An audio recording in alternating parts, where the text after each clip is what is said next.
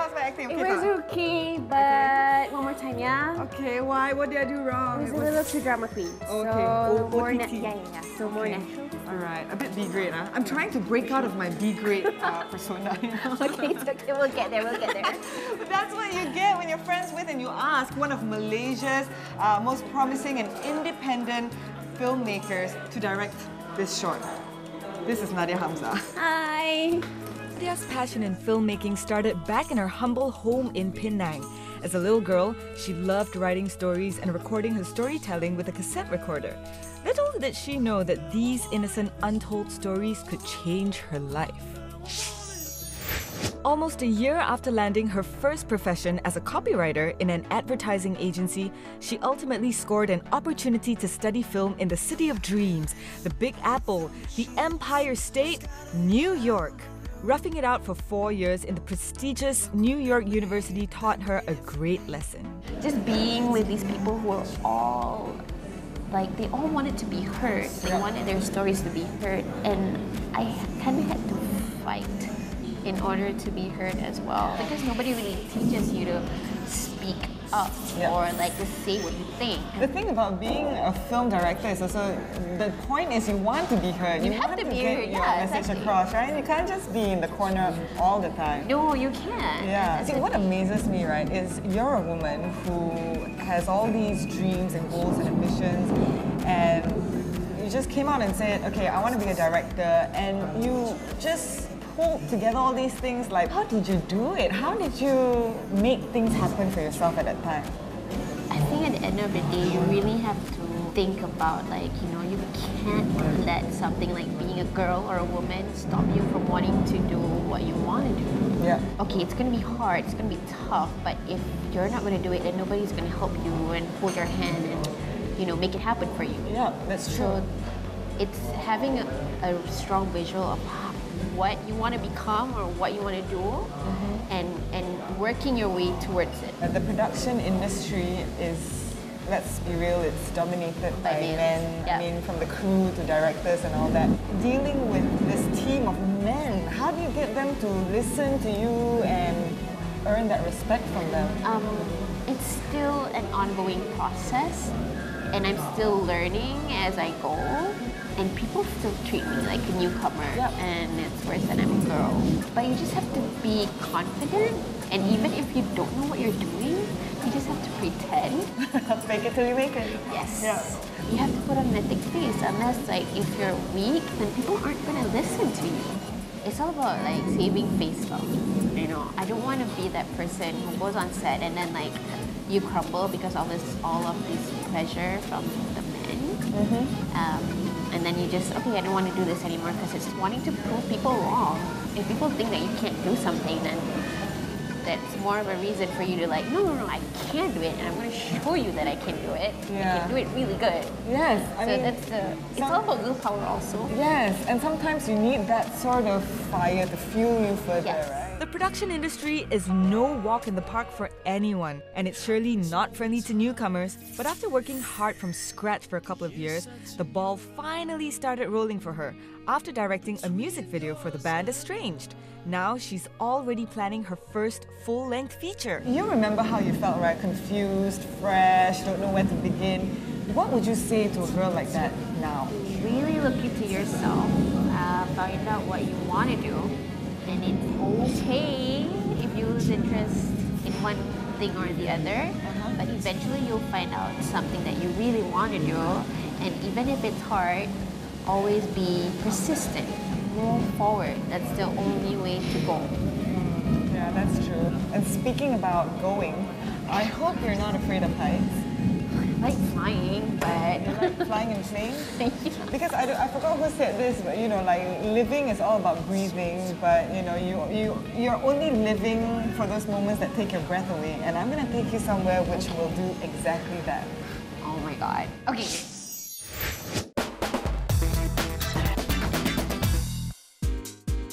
Bored with the same old way you usually style your scarf and never found the perfect way to wear them? Here are some simple ways to transform your scarf. Firstly, let's do a kimono-inspired style. Take the two corners of your scarf and tie them into a knot. Put your arm into the hole and now you have a sleeve. Repeat this step with the other two corners and you just made a warm and flowy kimono cardigan. Next, bring the scarf behind and pull the top two corners into a knot close to your chest like this. Tie an extra knot and wrap the two ends behind your back. Secure your scarf by tying the ends together. This bandeau cover-up style is feminine and sophisticated, and you won't look like you're actually wearing a scarf. But if you're not going for the strapless top look, turn this cover-up into a halter dress instead. Untie the knot behind your back and bring the two ends of the scarf behind your neck. Make sure that the knot is tight and secured. You don't want your dress to fall in the middle of a date now.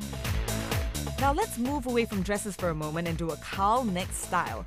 Loop your scarf once around your neck, but make sure that both ends are of the same length. Then, tie the ends into a loose knot and bring the inner loop outwards. Loosen it up and cover the previous knot you made to achieve a scruffy yet fashionable scarf look that's perfect to wear in a cold place. This final look is slightly more complicated, so watch carefully. Take one end and tie a simple knot and do the same on the other end. Now you have a basic halter top. Then, wrap it around your neck like an apron and twist the scarf once. Gather the sides and wrap it around your waist to form a skirt. Neaten the scarf and your chic and fabulous boho-inspired look is done. So breathe new life into your plain old scarves and take them to the next level. Try these stylish looks for yourself. Next on G-thang. It is a milestone. All or nothing. I don't know if I can.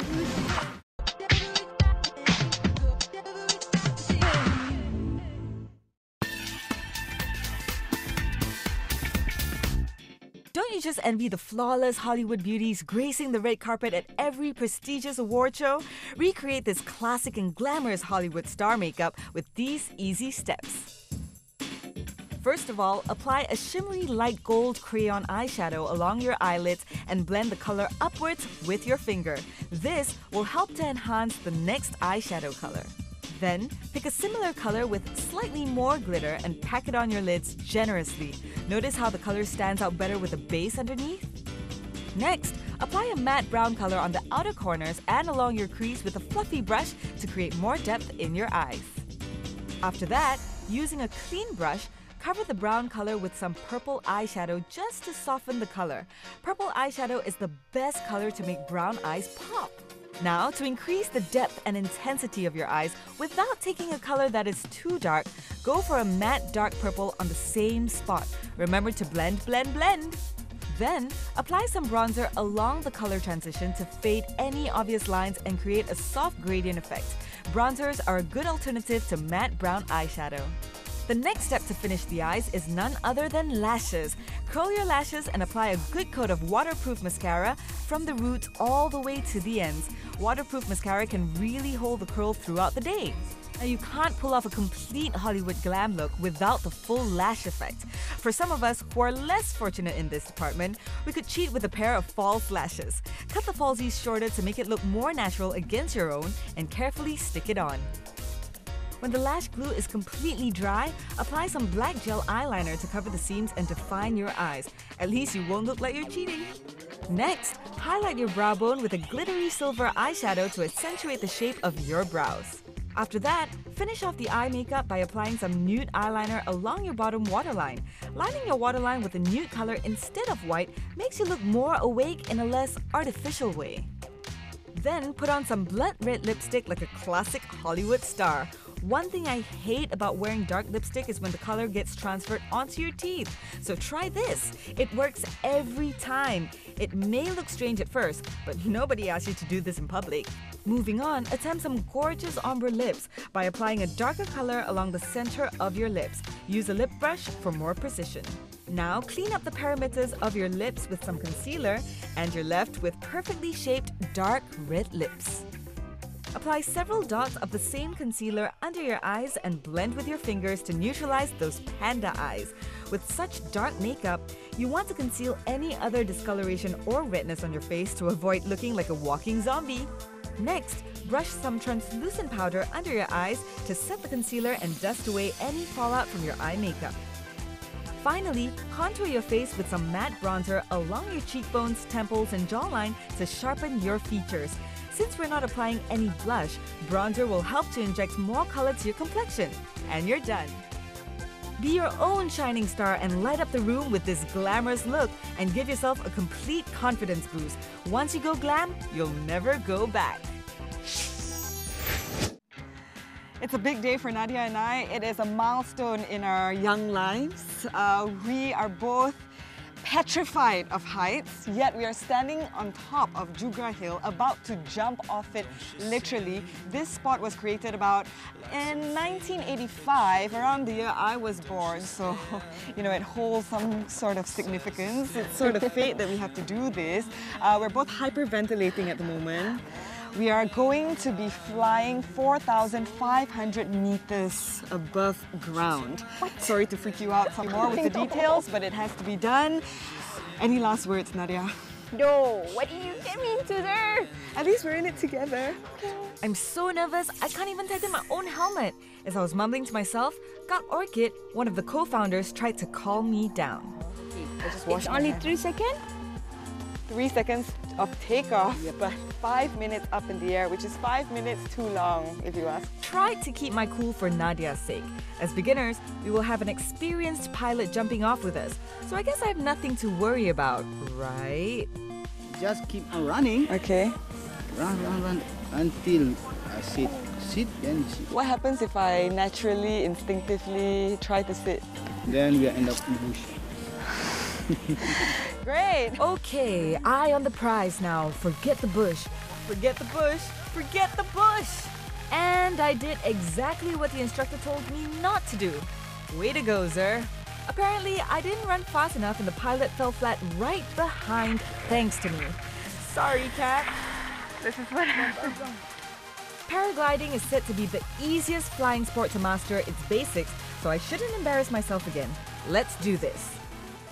So for all you girls who are like me, who is a scaredy cat, this is for you. All or nothing. You ready for takeoff? Stand by. 3, 2,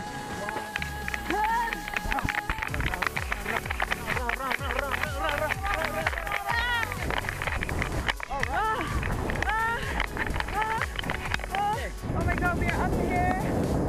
Oh my god, it's actually quite nice. But look at the view, guys. There's a quietness and a calmness that I've never ever felt. It's a G-thang.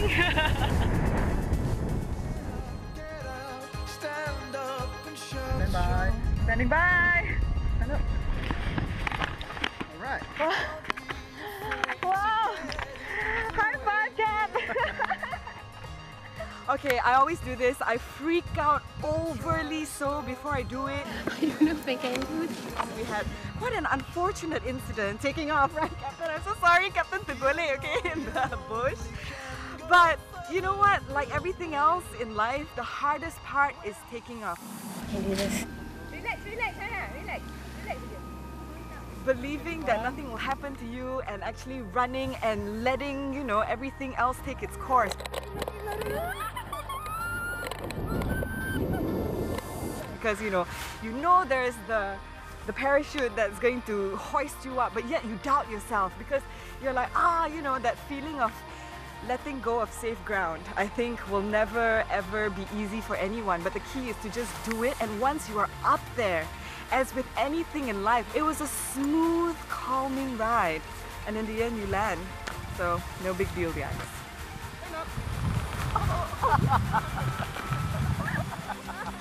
How was it? It's good, right? It was nice, but scary.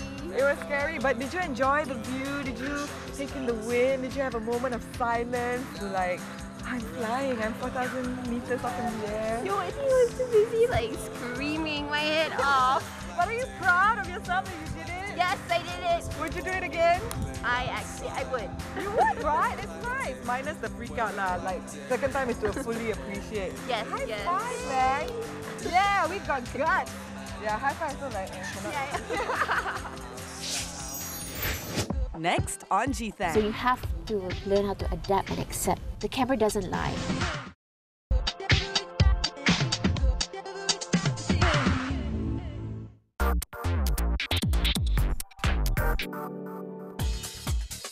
Need more partitions in your storage space to keep your loose items? Look no further. Here are some simple steps to make your own organizer with recycle-friendly material.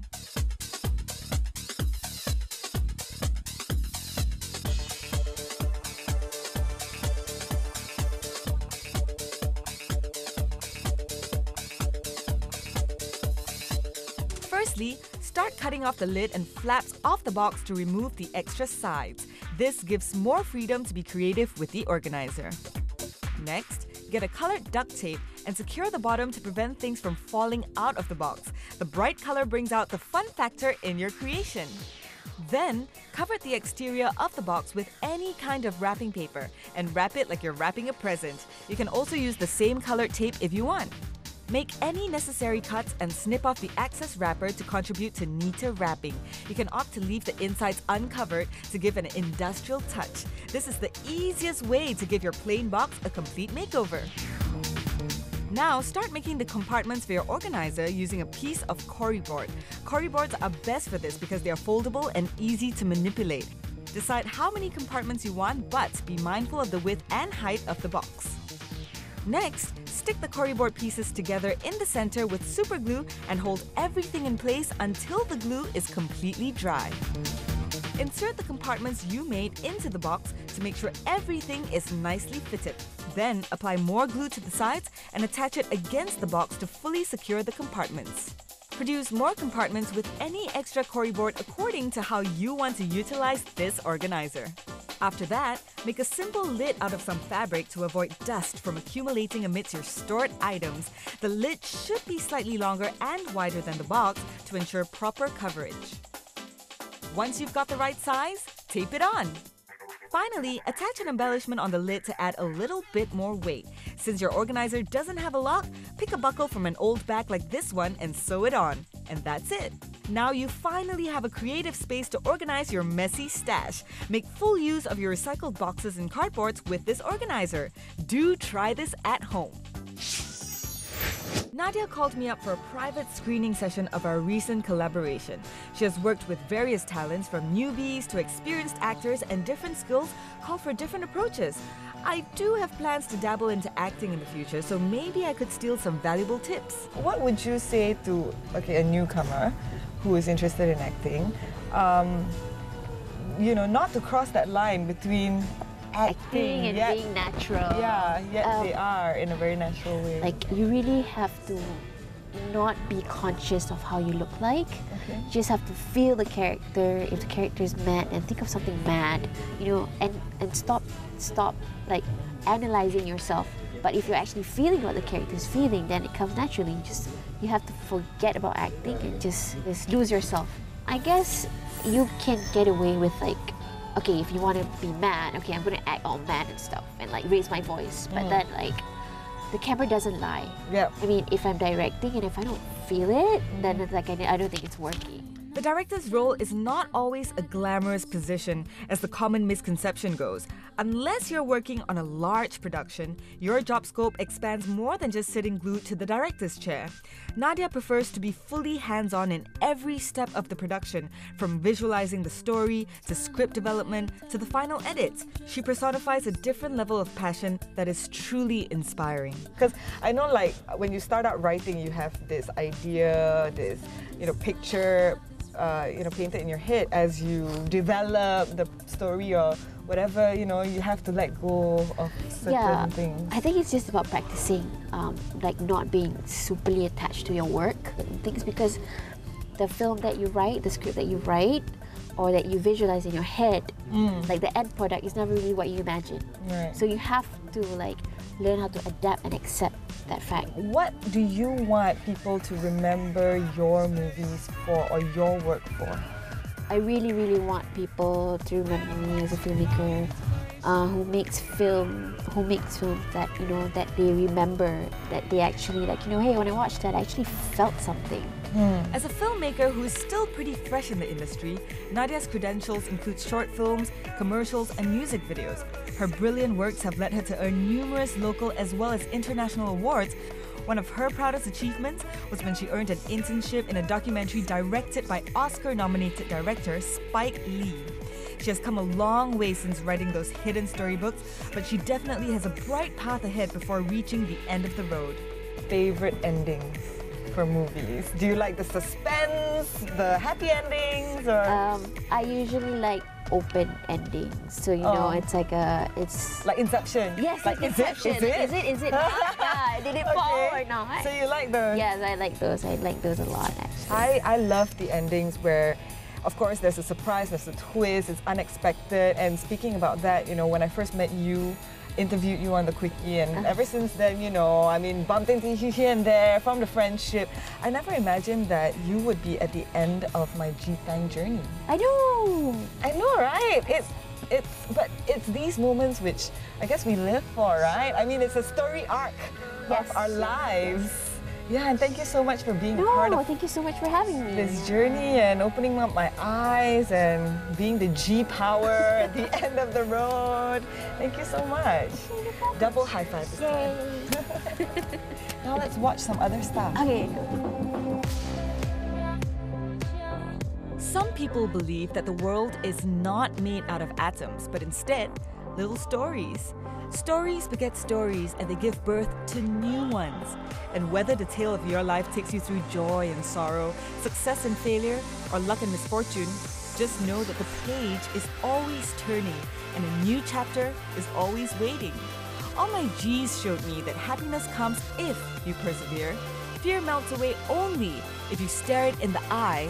Boundaries are made to be pushed, and this life was meant to be lived on our own terms. And as G's, girls, we always stick together. We've only got one life to live, but if we do it right, apparently one is more than enough. So here's to great adventures, good friends, being gladiators, and going forward. Are you in? It's the G-thang!